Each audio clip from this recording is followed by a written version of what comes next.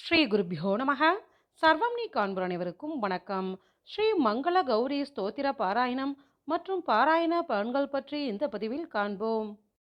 ஸ்ரீ மங்கள கௌரி ஸ்தோத்திரமானது ஸ்ரீ ஸ்காந்த புராணத்தில் காசி கண்டத்தில் உள்ளது. இது சூரிய பகவானால் ஸ்தோத்திரம் செய்யப்பட்டதாகும்.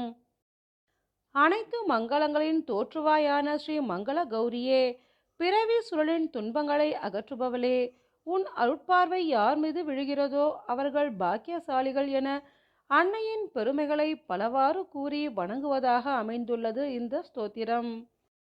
யாருடைய உள்ளத்தில் ஸ்ரீ மங்கள கௌரியின் இரு தூய திருவடிகள் நிலைத்திருக்கின்றனவோ அவருக்கு முழு உலகமும் கைக்குள் இருப்பதாகும்.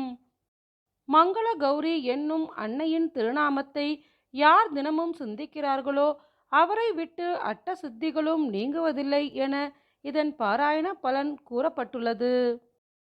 மிகவும் உன்னதமான விசேஷமான இந்த ஸ்ரீ மங்கள கௌரி ஸ்தோத்திரத்தை நாம் அனைவரும் பாராயணம் செய்து அனைத்து மங்களங்களையும் பெறுவோம். ஸ்ரீ மங்கள கௌரி ஸ்தோத்திரம்.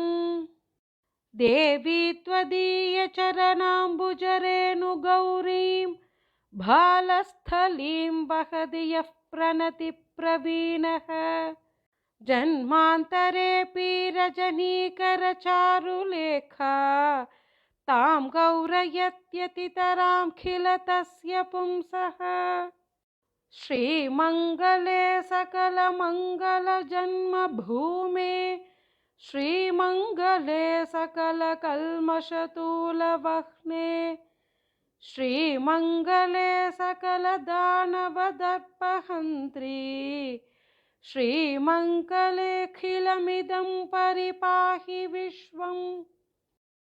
विश्वेश्वरी त्वमसि विश्वजनस्य कर्त्री त्वं पालयित्र्यसि तथा प्रलयेऽपि हन्त्री त्वन्नाम कीर्तनसमुल्लसदच्छ पुण्या स्रोतस्विनी हरति पातककुलवृक्षान्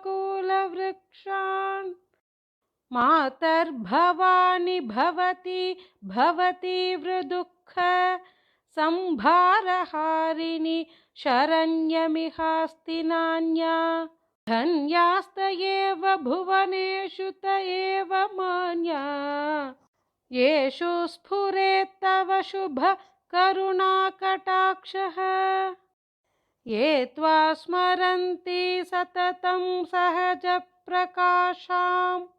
काशीपुरी स्थितिमतीं नतमोक्षलक्ष्मीं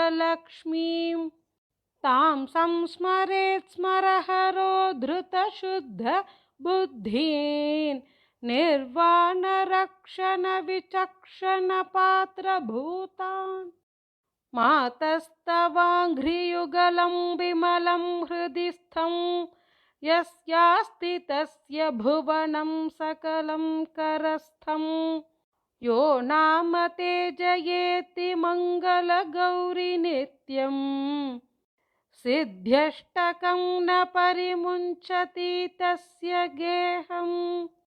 त्वं देवी वेदजननी प्रणवस्वरूपा गायत्र्यसि त्वमसि वै द्विजकामधेनुः त्वं व्याहृति त्रयमिहाखिलकर्मसिद्ध्यै स्वाहा स्वधासि सुमनः पितृतृप्तिहेतुः गौरी त्वमेव शशिमौलिनी वेधसि त्वं सावित्र्यसि त्वमसि चक्रिणी चारुलक्ष्मीः काश्यां त्वमस्य मलरूपिणी मोक्षलक्ष्मीः त्वं मे शरण्यमिह मङ्गलगौरी मातः स्तुत्वेति तां स्मरहरार्ध शरीरशोभां